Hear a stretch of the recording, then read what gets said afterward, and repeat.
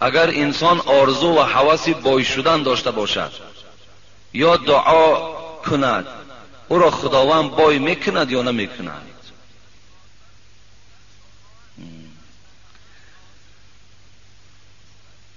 پیغمبر خدا در حدیث های مبارک میگوید کل شیء بقدر حتی العجز والکیس. همه چیز به تقدیر وابسته است، حتی زیرکی و حتی گویم سادگی آدم هم. بعضی آدم ساده می شود، همون به تقدیر وابسته است. بعضی آدم زیرک می شود، همون هم در تقدیر زیرکی بوده است. салому алейкум бародаро бисёри шумо барои иммунитета бақувват карданд, барои одамое ки беҳаракатанд, барои одамои калонсола аснаҳоной, барои устухона бақувват карданд, барои иштиё равӣ карданд, ҳамчунин барои беҳаракатия гум кардан дору мепирсиде ай шарбат ай заводи темра заказ кардем. марҳамат бародаро, занг зане бай ҳамаи шаҳрҳоро дастафка мекунем ва ҳамчунин кадми ками шарбата заказ мекунад. як тасбиҳи электронӣ ва як мисвок падарка карда мешавад. марҳамат бародаро, занг зане бай ҳамаи шаҳрҳоро دستفکر میکنیم. السلام علیکم و رحمت الله و برکاته. السلام علیکم دوستان عزیز. آیا شما برای گذشتن از سرحد دشواری میکشید؟ مهلت حجت‌هایتان به آخر رسیده است. پس من برای شما خدمت رسانی شرکت نور محمد را پیشنهاد میکنم. با ماشین‌های نو و زمانوی، با باوری و اعتماد کامل توسط رانندگان مرد و زن شما را از منزل استقامتیتان تا خط سرحد برده برای عبور مرز مساعدت می نمایند. یادآور می شویم که اگر شما از نام شبکه حاجی میرزا مراجعت نمایید برایتان تخفیف ارائه کرده می شود. رقم ها برای تماس جمع 7 926 319 59 61. او را خداوند بای میکند یا نمیکند؟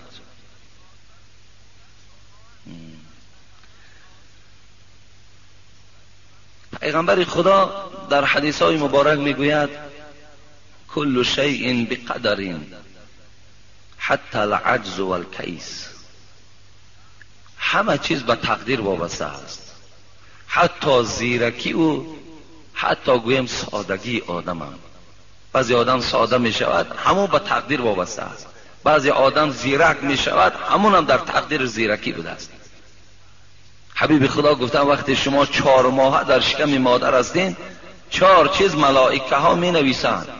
یکم چیزی که می نویسند ریسک تو را بای می شوی، اگر نکشیده باشد بای نمی شوی. چیزی که در تقدیر این را به آرزو و به هوس پیدا کردن ممکن. حضرت ابوبکر صدیق گفتن 3 چیز از 3 چیز یافتن ممکن نیست. 3 چیز را از 3 چیز یافتن نمی شود.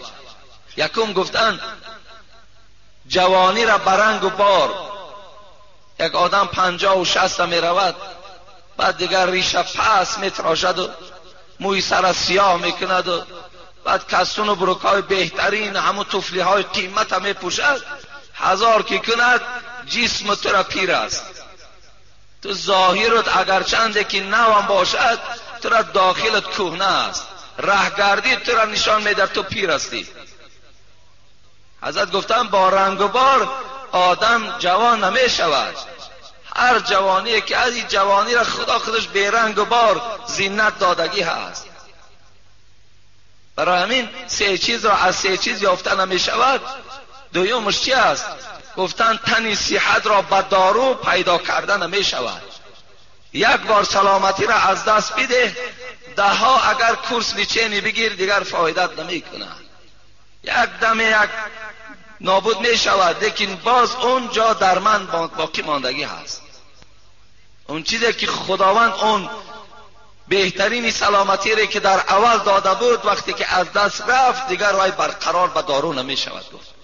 سوم گفتن بایی حضرت ابوبکر به هوس و به گویم خواهش پیدا نمی شود. یک آدم بایا میبینی همه شرایطاش بهترین و بعد هوس خوری که ای بایی را ببین چی گونه از. گفته اگر 1000 هوس که خوری تا در تقدیرت الله بایی را نکشیده باشد بای نمی شوی. برای همین اولا دادر عزیز گویم اگر مقصد من خواهی بایی را طلبم نکن. انشاءالله همین خداوند به تو آنقدر مال دهد که تو همین طلبنده نباشی، در بدر نباشی، خار و زار نباشی، همونش انشاءالله برای تو بردباری میارد، همونش کفایت کننده است. همین آدمای بایی که میبینین بهترین لباس و بهترین ماشین و بهترین خانه دارن، فکر میکنین که یگان پرابلم ندارن. اونا خیلی گویم باز خیلی سرگردانی هاشون زیاد است.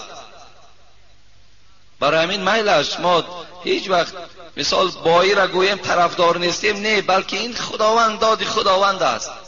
یک کس بای میکند، یک کس کم بغل میکند که خوش به حال همون بایی که از همون دولت و سهولتش دیگرها را برخوردار میکند، خوش به حالش. بسیار نیک است همون بای هایی که اگر در کدام محله که بای زندگی داشته باشد و همون محله از حساب آب و نان او برخوردار باشد، خوش به حالش. لیکن بای ممسک باشد، بای بخیل باشد، بایی که کسی یک تنگه او را نبیند، این بایی دردی سری وی از باور کنید، این بایی با او هیچ فایده را میبخشد. یک قصه یادم آمد، در گلستان خوانده بودیم. یک کمبغلی بیچاره میگوید نزد حضرت موسی آمد و گفت ای موسی، گفت همین کمبغلی بسیار افگارم کرده است، آخر دایم همین خوردنی نسک و نخود و چند دیگر طاقت نداریم. گفت بگذار پروردگار بایم کند آخر از گوشت گوسفند و از تمام این بهترین طعام هایی که دارد برخوردار شوند. حضرت موسی گفت ای بنده خدا، گفت همین حالی که داری بسیار حالت خوب است. گفت ای گفت دعا کن، دعا کن، گفت که مرا پروردگار به دولت کند. دعای پیغمبرها تیری در نشان رسیدگی هست. حضرت موسی دعا کرد که پروردگار را، گفت همین بنده تا به دولت بگردان. میگوید چنان با دولت شد که دیگر هیچ حد کنار نداشت دولتش. از بین یک 3-4 سال گذشت، این برادر در آخر از ما طلب کرد از دعا کن که دابلا من بای شوم. کسی بود از خیلی از من دعای حضرت موسی را بین و این حال این مرد ببین چی شده است. برای من دعا میکنم که خدا ترا رزق کفایت کننده دهد. از بین 3 سال گذشت، میگوید حضرت موسی با یک قشلاقی گذر میکند که مردم زیاد جمع شدن. گفتن اینجا چی معرکه هست؟ یک آدم گفت در دار میکشند. در دار میکشند؟ بله. کی است این آدم؟ این آدم یک آدم بیچاره گدا بود. نزد حضرت موسی رفت، دعا کردن. اون چه پیغمبرها را نمیشناختند مردم. نزد حضرت موسی رفت، حضرت موسی در حقش دعا کرد، به دولت شد. بعد که دولت و سهولت زیاد پیدا کرد، در حال دستی به زنا زد، عرق نوشی کرد و زنا کرد. در بالای زناش دستگیریش کردن، امروز حکمی به دارش دادن. آی بایی هر کس هم نمی پروره. خداوند میداند که کی را بای کند، کی را کم بغل کند. همه جسم ما را میداند که تا چه اندازه ما تاباوریم. آیا همین جسم ما تاباوری بایی دارد یا ندارد؟ و الله میداند اینه. بعدن حضرت موسی بسیار غمگین شد، نگاه کرد که این مرد را که دعا داده بود برداشتن و در گردنش بنده و در دار کشیدنش. غمگین شد.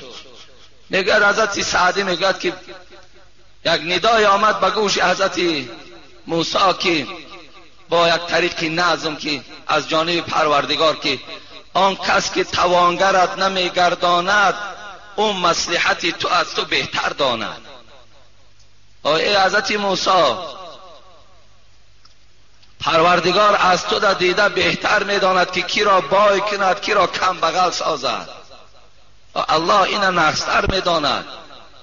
گویم تو دعا کرده و امروز انا بنده خدا را بین در کدام حالت آمد. و برای پروردگار مشورتچی و مصلحتچی لازم نیست. الله خودش میداند چیکار کند. در دوام گفت گربه مسکین اگر پر داشتی، تخم گنجشک از زمین برداشتی. این گربه را گفت پروردگار گفت ای موسی نگاه نمیکنی، چرا پرش نمیتیم؟ این پر ندارد، با بازم بی پریه که هستی دارد. در زمین گویم که گنجشک از داشته میگیرد. وقتی اگر این را ما پر میدادیم در آسمان دیگر پرنده نمیماند.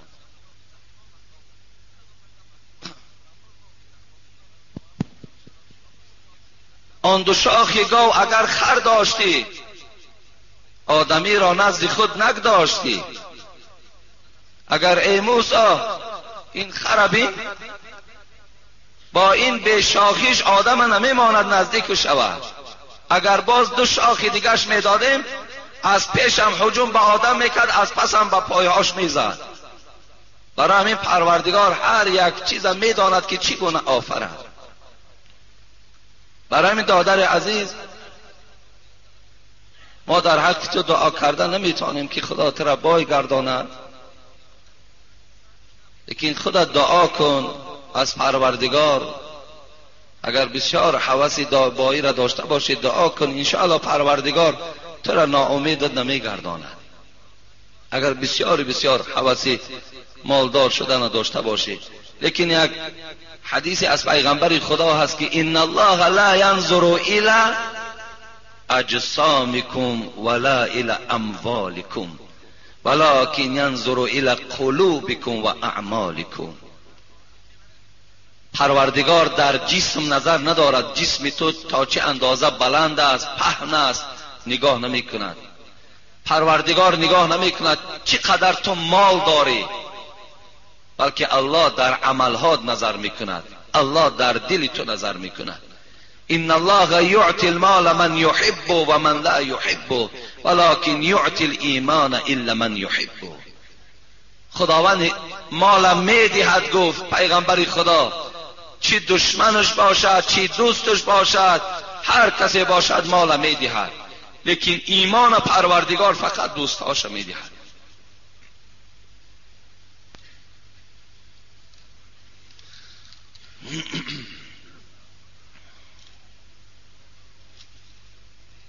السلام علیکم اکای دوملا، چند سوال دارم. یکم، بعد گرانیدن مرده دلیل میمانند برای مرده، این جایز است یا نه؟ جایز نیست. یعنی بعد وقتی که از خاندان ما و شما خواه پدر باشد خواه مادر باشد خواه کدام اولادی نباشد گوریستان میبرین، بعد او در همون جایی که ویا شستن بسیاری اینا بسیارتر در همین سکسیه هایی که مردم زندگی میکنه بسیارتر در همون جا که در خانه که میشویند در همون جای شستن شمعها گریان میکنن. این از ما نیست، این از نصرانی ها هستن. آخر در ما و شما دلیل ماندن آدم گناهگار میسازد. این دلیل بهر چی میگذاری؟ این چی معنی دارد؟ دلیل تو فقط این است که 2 رکعت نماز در حقمون پدرت است مادرت است خوان، 1 ورق قرآن خوان. این از دلیل مردم مسلمان. شمعگذاری و دلیل گذاری این حرام است در اسلام. آیا علم دنیا ضرور است یا علم اسلام؟ و ما گفته بودیم که علم دنیا هم علم خدا هست، علم آخرت هم علم خدا هست، همش علم خدا هست، هر دوش ضرور است. رسول اکرم صلی الله علیه و سلم گفتند خیرکم من تعلم القرآن و علمه، بهترین شما آن کسی است که قرآن میخواند و قرآن با دیگرها تعلیم میدهد. لیکن در داخل قرآن ما علم دنیا هم وجود دارد. مردم به علم دنیا پروردگار میخواند.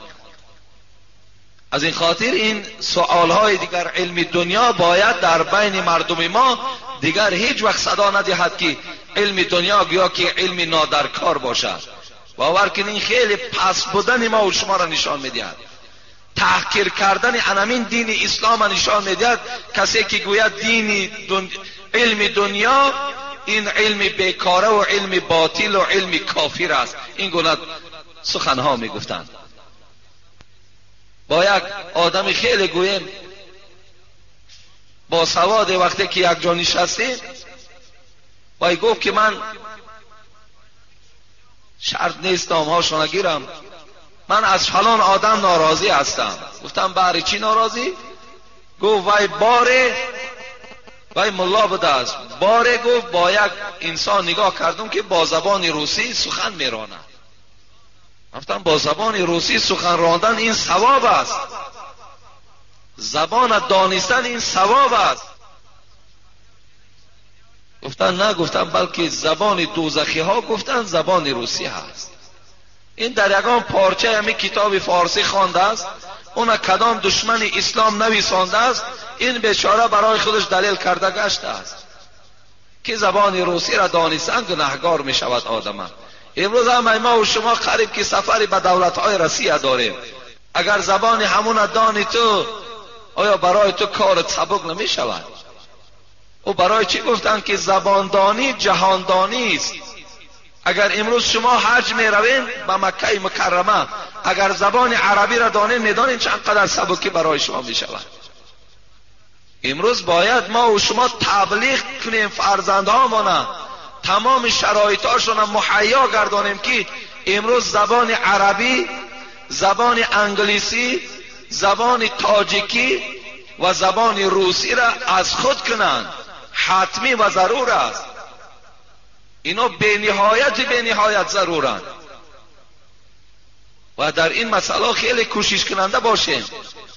اگر خواهیم همه شما، من باوری دارم که همه شما امید داریم که فردا از همین بچه هایی که داریم راحت بینیم. اگر خواهید که راحتی بچه هاتون نبینین، امروز در خواندن اونا بسیار با دقت باشین، بسیار با دقت باشین. همه آن چیزی که برای او مکتب او گرفتن علم دنیای او ضرور است تأمین کنین. حضرت مولوی رومی خدا رحمت کنه گفت گر حال نیک خواهی فرزند را همیشه، آموزش ای برادر قرآن و خط و پیشه. میخوای که حال فرزندت خوب شود، میخوای که همین بچه تو از تلبیدن و از خار و ذلیل و از گویم یک کارگر عادیه که در دست ملت های دیگر کار میکند خلاص شود، میخوای گفت اگر خواهی که بچه تو از این گونه حالت های وزمین خلاص شود و خدمتگاری در تو شود، گویم زندگی تو را پیش می بردگی شود، فرزند سه چیز آموز: قرآن و خط و پیشه. قرآن خوانش کن، بعدا خط خوانش کن، یعنی مکتب خوانش کن، پیشه که یگان کسب را بیاموزش، یک کسب را برای او بیاموزان، چی کسبی که نباشد. در دوام گفتن زیرا که پیشه باید روزی که کار افتد، چون پیشه نداند بیل و کلند و تیشه. گفتن پیشه را بیاموز بچه تا، یگان کسب برای او بیاموزان، مهنت کن. اگر مادام مهنت نکردی و بچه را کسب نآموختی، این حالت در دستی او بیل و کلند و تیشه دی. چون خط نداند یا پیشه نداند، پس گاو و خر چراند در کوه در و پشته. حضرت گفتن مادامی که خط خوان نشد، علم دنیا را هم نگرفت، کسب و کارم نآموخت، قرآن خوان که نشد، این حالت در کوه یا پادبان کن در همون کوه در و پشته پادبانی کرده گشتن گیرد. برای این بسیار امروز ما و شما باید که کوشش کننده باشیم، علم دنیا نگویم دیگر، همش علم اسلام است. علم دنیاش هم علم آخرتش هم، همه اینها از قرآن ما و شما هست. همه ما و شما باید خواننده باشیم. من در یک جمعه گذشتم گفته بودم که این دلیل دارد که چی فرزند ما در مدینستود میخواند، چی بچه ما در مفتیات درس اسلامی میگیرد، در ثواب برابر هستند. امروز جامعه ما اگر به طبیب ماند آیا خراب نمی شود؟ برای همین از همه مهم برای ما و شما امروز که فکر همون آینده فرزندهامون الحال کنیم، مکتب خوانشان کنیم، در مکتب ها فعال باشن، همه آنچه که لازم است تأمین کنیم. السلام علیکم اکای حاجی میرزا. اولا از خدای تعالی دعا می‌طلبم که عمر شما را دراز و پربرکات گرداند. و من سوالی دارم به شما. ما در محله همون مسجدی داریم که در مسجد کدام وقت خواهند نماز میخوانند، بسیار وقت نماز شام و خفتن میخوانند. ملای داریم که ملای شیربرینج است، وای امامتی میکند، سوره ها را با تجوید و با ترتیل قرآن نمیکند. خلاصه من راضی نیستم از او. وقتی نماز اگر از مسجد از آن گویند من میتوانم که نمازم را در خانه خوانم، خواهش میکنم حتمی جواب گردانید. البته مثال اگر پیشوایی که گویم که آیت های قرآن درست نخوانند، آخه پیشوایی افسوس که امروز برای پیشوایی مردم تلاش دارن و لیکن برای آن مسئولیتی که امام دارد و حس نمی کنند. تلاش برای ملا امامی دارند، میخواهند که ملا امام شوند، میخواهند که مردم همچه بابای ملا گفته حرمتش کنه و لیکن بیچاره خواهش نداره که علم گیرد. و تو همه وقت اگر خواهی که تو را بابای ملا گفته و این محراب تسلیمت کنند، تو علم آموز، تو قرآن با درست خوان، درستتر خوان، از علم آگاه شو، مایلش آخه محراب نصیبت کند. لیکن وقتی که میبینی بعد رمضان نزدیک شد، بعد یکی ملاها از هر جانب پیدا شده اند میگیرند. برای همین میبینیم که کدامش نادرست میخواند، کسی غلط و خطای او را گرفته میتواند از پس او نماز خواندن درست نمیشود. برای همین شما در خانه نه بلکه در دیگر مسجد رفته نماز تان خوانید.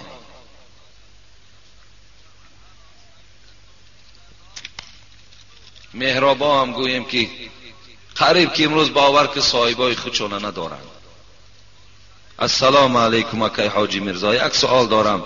اگر در وقتی پیشاب کردن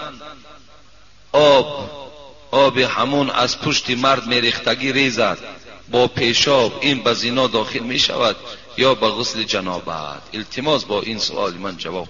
نه، این نه غسل جنابت می شود نه زنا می شود.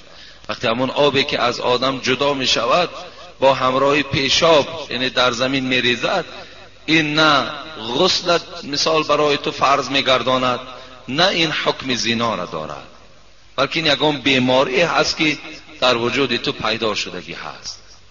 این سبب نه زنا است نه غسل جنابت.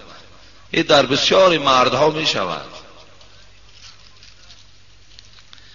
بسم الله الرحمن الرحیم. السلام علیکم حاجی محترم، خدا شما را و تمام مسلمان های روی دنیا را در پناه خود نگه دارد، آمین.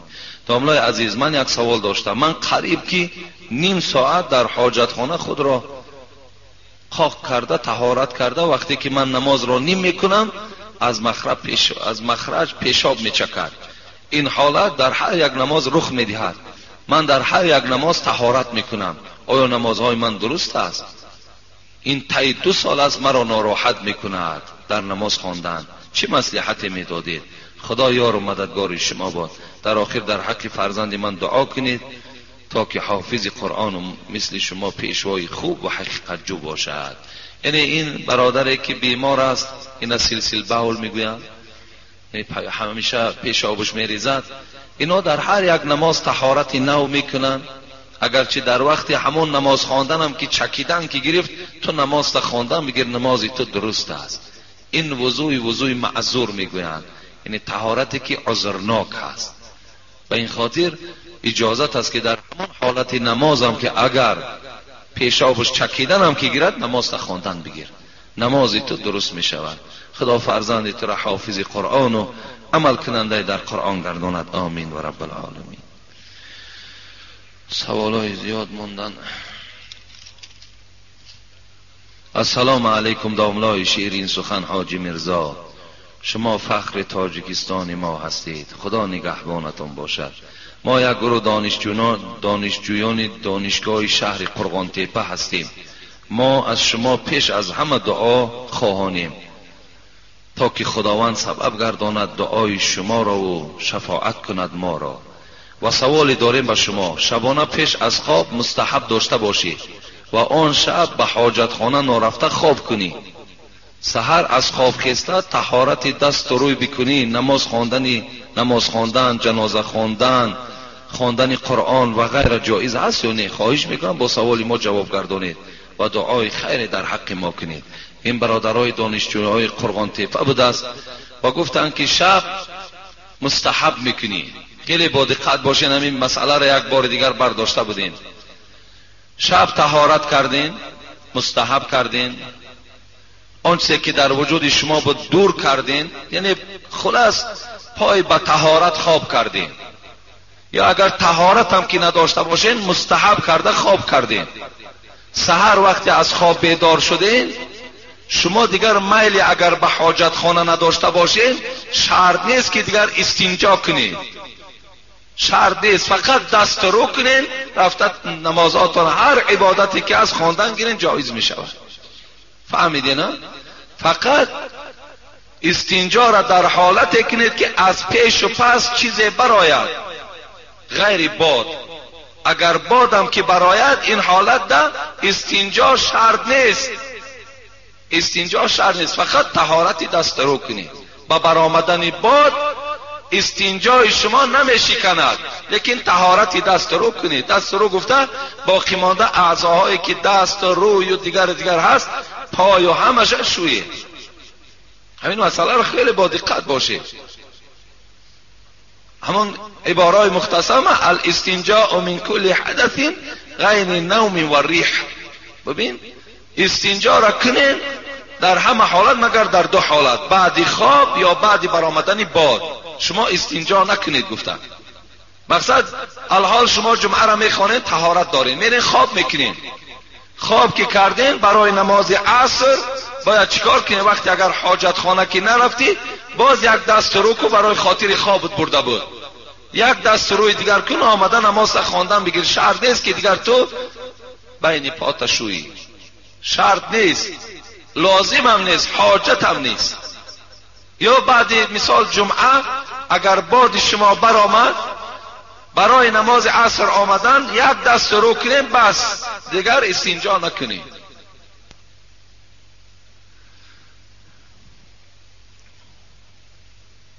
و آخر دعوانا ان الحمد لله رب العالمین. ان شاء الله جمعه آینده از فضیلت های این ماه مبارک خدا خواسته باشد با پررگی من شما را خبر میدهم.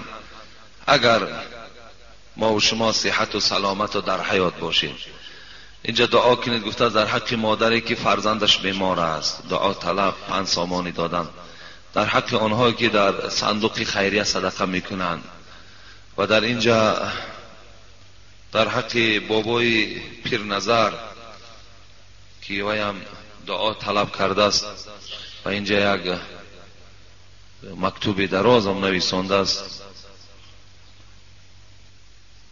یک مسئله دیگر بسام شما رسانم که فراموش نشود، علال خصوص به برادرهایی که سوداگر هستند، جوانای عزیز و برادرای مهربان، اولا که در ماه مبارک رمضان اگر مبادا یگان گوییم که خیانت و یگان در حق ترازو حق یک برادر خوردن که از ماه رمضان 100% تو در ثوابش که محروم هستی.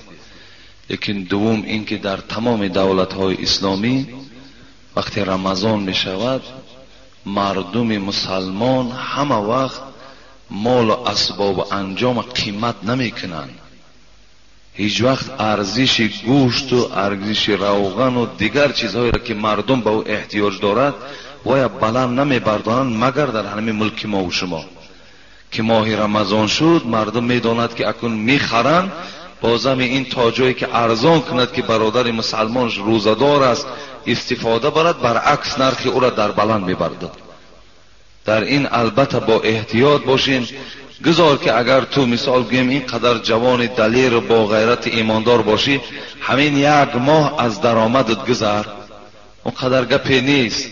اگر درآمدم بینی که یک کم درآمد بین دیگر شب ببخش به خاطر ماه مبارک همون نرخاتون در آسمان نبردارین.